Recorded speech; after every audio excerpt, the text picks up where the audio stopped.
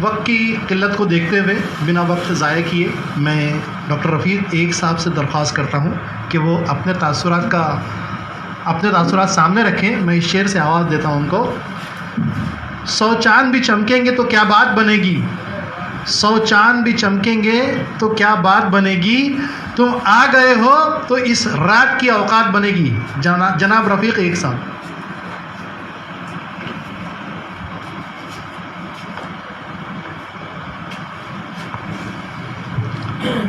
اعوذ باللہ من الشیطان الرجیم. بسم اللہ الرحمن الرحیم.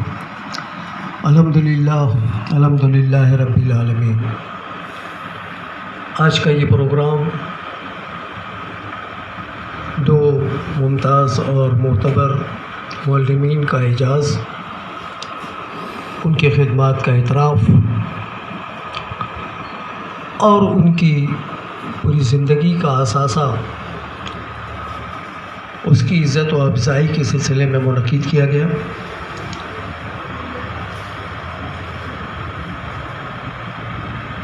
اور انہیں لوحے یادگار کے طور پر ایک سند پیش کی گئی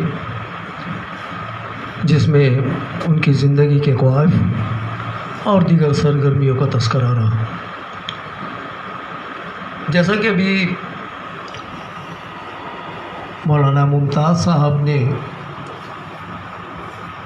جن چیزوں کا ذکر کیا استاد کے مقام کا, تعلیم کا, اور اس تعلیم کے ذریعے ہم اپنے طلباء کے اندر جن اوصاف کو پیدا کرنے کا ہنر جانتے ہیں اس کو کس طریقے سے کیا جا سکتا ہے, بحسن و خوبی انہوں نے بڑا دلچسپی سے بیان کیا.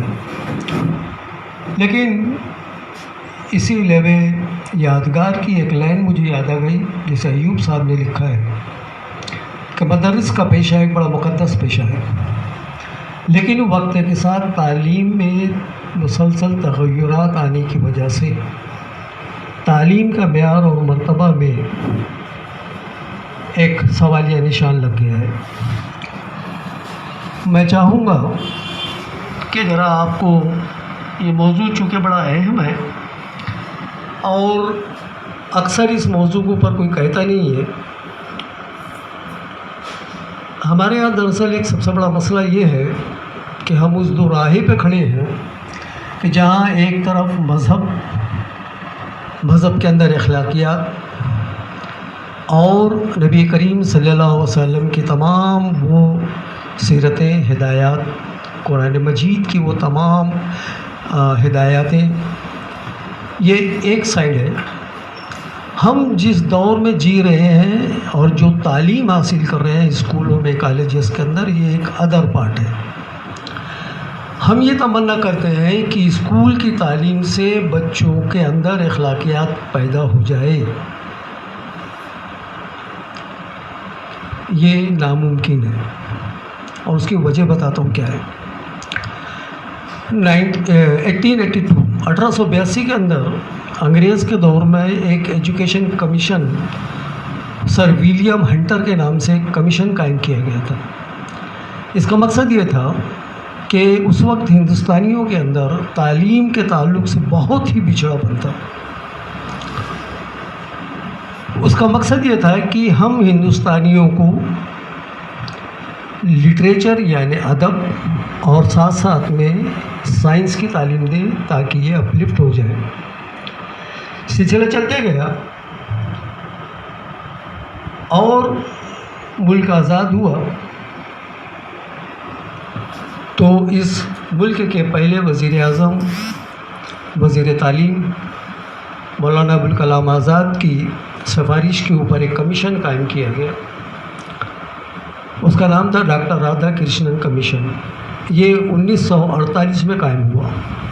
اس کے اندر بھی وہی سفارشات تھیں, لیکن اس کے اندر خاص طور پر جو ذکر کیا گیا اس میں دو چیزوں کا ذکر رکھا گیا کہ ہم سائنس اور لٹریچر تو کریں, ساتھ میں اپنے بچے کے اندر مورلٹی پیدا کریں, اخلاقیات بھی پیدا کریں. ہمارے نصاب کو اس طریقے سے ترتیب دیا جائے کہ ہمارے بچوں میں مورلٹی آ جائے. لہٰذا یہاں جتنے بھی عمر رسیدہ بیٹھے ہیں انہیں اپنے زمانے میں یاد کیجیے آپ کہ آپ جب پرائمری اسکول پڑھتے تھے تو آپ کے نصاب کے اندر وہ کہانیاں ہوتی تھی جس کے اندر آپ کو ایک سبق ملتا تھا، ایک اخلاقیات ہوتی تھی، اس کے اندر ایک پازیٹیو امپیکٹ رہتا تھا۔ لیکن پھر دوسرا ایک کمیشن بٹھایا گیا جیسے کوٹھاری کمیشن کہتے ہیں، یہ بیٹھا 1968 میں۔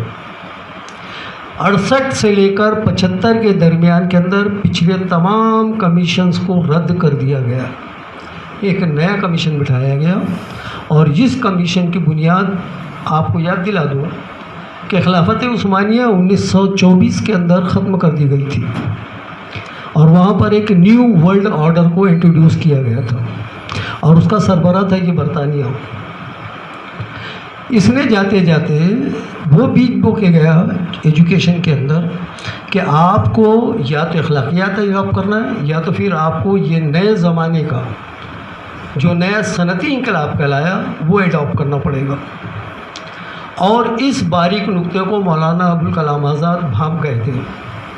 انہوں نے باقاعدہ وہ ڈاکٹر رادھا کرشنن کمیٹی کے اندر انہوں نے یہ بٹھایا اور بتایا کہ اس میں اخلاقیات کو کسی بھی حال میں جانے نہ دیا جائے، لیکن بعد میں مختلف سیاستدانوں نے اس کو بدل کر 1968 کے اندر وہ تمام چیزوں کو کلیپس کر دیا گیا، اور ایک نیا نظام آیا جس کو نیو ورلڈ آرڈر کے مطابق ترتیب دیا گیا، اس میں سے اخلاقیات کو ہٹا دیا گیا، اور 1975 کے اندر اس ایجوکیشن کو ایک نیا نام دیا گیا، وہ نام تھا کمرشل ایجوکیشن۔ اب یہ لفظ یاد رکھیے کہ کمرشل کا معنی کیا ہوتے ہیں؟ تجارت، دھندا۔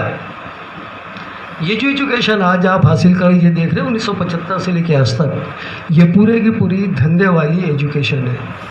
اس میں آپ کے کریکٹر کا، اخلاق کا کوئی لینا دینا نہیں ہے۔ ہم جو تعلیم حاصل کر رہے ہیں اپنے بچوں کو دے رہے ہیں وہ صرف کمرشیل ہے، ڈاکٹر بنے گا، انجینئر بنے گا، یہ بنے گا، وہ بنے گا، اچھا انسان نہیں بنے گا۔ کیوں؟ اس کو تعلیم دی گئی ہے تجارت کی، دھندا کرنا ہے۔ اور ہم دیکھ رہے ہیں اپنے معاشرے کے اندر کہ خواہ وہ ڈاکٹر ہو یا کوئی XYZ ہو، وہ دھندا کر رہا ہے، خدمت نہیں کر رہا۔ تو جیسی تعلیم ہوگی، جیسی تعلیم دی جائے گی، ویسا ہی اس کا نتیجہ ہمارے سامنے موجود ہے۔ آج ہمارا معاشرہ جو ہے اتنا بد اخلاق کیوں ہے؟ اب اخلاقیات کو اگر پیدا کرنا ہے، اور خاص طور پہ ہم مسلمانوں کے اندر اگر ریلیجیس ویلیوز کو اگر ہم کو بڑھانا دینا ہے یا مذہبی اقدار کو اگر ہم کو بڑھانا ہے، تبھی آپ کے اندر اخلاقیات پیدا ہوگی، ایک اچھا انسان بننے کی صلاحیت پیدا ہوگی۔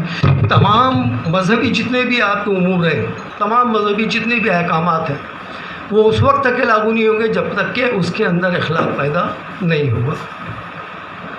اب ذمہ داری یہ ہے کہ مدرسوں کے اندر جو آپ کو تعلیم دی جا رہی ہے، ہم اپنے بچوں کو ان کو اخلاقیات کی تعلیم دی جائے۔ ایک طرف وہ مدرسوں سے، مکتبوں سے اخلاق کی تعلیم حاصل کریں، اور دوسرا مارکیٹ میں آ کر وہ پروفیشنل تعلیم حاصل کریں۔ تو یہ دونوں کا کمبینیشن ہم مسلمانوں کے لیے بہت ضروری ہے، چونکہ ہمیں مذہبیات کو بھی ساتھ میں رکھنا ہے اور اس دنیا کی تعلیم کو بھی رکھنا ہے۔ تو آج ہمارے جو اساتذہ ہیں یہ بڑے تجبوز کے اندر ہیں۔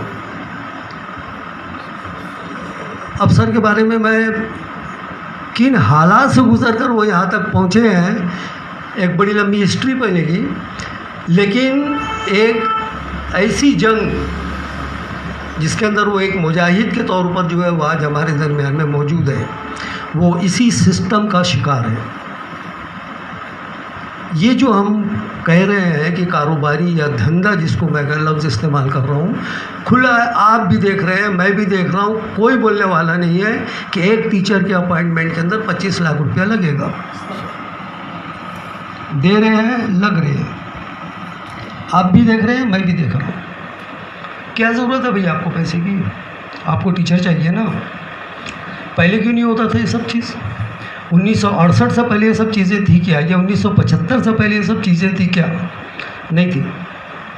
اس وقت کیا ہے، جو اساتذہ تھے اتنے معتبر اور اتنے مطلب اخلاقات کے اندر یہ سب تمام کے اندر وہ اتنے بلند تھے کہ اگر آپ اپنے اسکول کے زمانے کے اساتذہ کو یاد کر کے دیکھیے آپ 125 روپے مہینے کا کمانے والا اس وقت کا ٹیچر اور آج 1 لاکھ روپے کمانے والے ٹیچر کے دونوں کے اخلاقیات میں یا دونوں کے ٹیسٹس میں کتنا فرق آ چکا ہے. اس کی وجہ یہی ہے کہ ہم نے یا حکومت نے جو وقت کے ساتھ تعلیم سے جو چھیڑ چھاڑ کی ہے اور تعلیم کو جو اٹھا کر یہاں پہ لائے، اصل یہ حکومت کا بھی قصور نہیں ہے، چونکہ مغربی قومیں جو ہیں انہوں نے اسی تعلیم کے سہارے سے اپنے آپ کو آج پورے ورلڈ کے اوپر قبضہ جما کے بیٹھے ہوئے ان کی حکومت ہے. اور ہماری حکومت آپ دیکھیں جتنے بھی 48-52 اسلامی ملک ہے، کسی ملک کے پاس وہ اثاثے نہیں ہے جو آپ کو مغربی ممالک کے اندر ملیں گے. وجہ یہ رہی ہے کہ انہوں نے مغربی تعلیم کے نام پر، اور یہ مغربی تعلیم کوئی نئی تعلیم آئی ایسا نہیں ہے، یہ دراصل 12, 13 اور 14ویں صدی کے اندر ہمارے یہاں کے جو مسلم ایجوکیشنسٹ اور سائنٹسٹ تھے یہ انہی کا نچوڑ ہے. ہم نے اس کا فائدہ نہیں اٹھایا اور انہوں نے اس کو اٹھا کر نئے ڈھنگ سے انٹروڈیوس کیا، اور آج ایک نیا ورلڈ آرڈر لانے کے بعد انہوں نے اس تعلیم کو بلکہ پورے دنیا کے تمام لوگوں کو جو ہے اپنا اسیر بنا لیا ہے، اور ہم بھی اسی کے شکار ہیں. تو میں یہ کہہ رہا تھا کہ اس دور کے اندر ٹیچر شپ کرنا ایک بہت بڑا چیلنج ہے. وہ کن چیزوں سے جوجھتا ہے اور اسے کیا کرنا چاہیے وہ وہی جانتا ہے. اور ہم یہ امید رکھتے ہیں کہ ہمارا بچہ جو ہے وہ بہترین اخلاق کرے، اچھی تعلیم حاصل کرے اور یہ کرے. یہ کنسیپٹ کو دور کر لیجئے آپ، یہ کنسیپٹ آپ کو کوئی نہیں بتائے گا. یہ وہ پہلا راز جو میں آپ کو بتایا ہوں کہ تعلیم کے تعلق سے ہمارے تمام بنیادی عقائد ایک دم یسر رد ہو چکے ہیں. یہ نئے ورلڈ آرڈر کے حساب سے تعلیم کا ایک نیا سلسلہ شروع کیا گیا ہے. اگر ہم اس کے ساتھ ہم آہنگ نہیں ہوں گے تو یقیناً ہم تعلیم میں اور پیچھے ہوتے ہوتے سب سے آخر میں ہو گئے. اور آپ دیکھ رہے ہیں کہ ہمارے سامنے آج ہم مسلمانوں کا کیا حال ہے، اس کی سب سے بنیادی وجہ یہی ہے. اب رہ گیا کہ آج کی جو 2 صاحب اعزاز شخصیات ہیں، میں نے کہا کہ یہ وہ طوفان سے نکل کے آئے ہیں اور اللہ نے ان کو بڑی عزت اور احترام کے ساتھ نکال کے لایا ہے. ورنہ معاملہ اتنا خراب ہے کہ وہ بیچارہ اگر کوئی دوسرا اس کے اگر آپ اعزاز کرنے بیٹھو تو وہ منع کر دے گا. لیکن اللہ رب العزت نے انہیں عزت عطا کی. انہوں نے اپنے حق اور حلال کی روزی کو اپنایا. اپنے بچوں کو، اپنے طالب علموں کو انہوں نے ہر وہ چیز دیا جو ان کے ممکنات میں تھا. اور یقیناً اللہ تعالیٰ ان کی محنتوں کو رائے گا جانے نہیں دے گا. قومیں یقیناً ان کا احسان کو مانے گی، اور جو احسان مانتا ہے اللہ تعالیٰ اس کو ضرور سرخرو کرتا ہے. میری تمام دعائیں ان دونوں اساتذہ کے ساتھ ہیں کہ اللہ تعالیٰ ان کو ریٹائرمنٹ کی زندگی میں. ایک چیز اور بتا دوں کہ ٹیچر ریٹائر نہیں ہوتا، اس کے لیے یہ لفظ ہی نہیں ہے سر. ٹیچر ریٹائر نہیں ہوتا. ایک مثال دیتا ہوں میں، سڑک کے کنارے 2 بچے لڑ رہے ہیں، ہر آنے جانے والا آدمی دیکھتے رہے گا اس کو، جا رہا ہے لڑ رہا ہے. اگر ایک ٹیچر گزر جائے تو مجال نہیں ہے وہ ٹیچر رکے گا اور ڈانٹ دے گا اس کو. یہ اس کے اوصاف میں شامل ہے.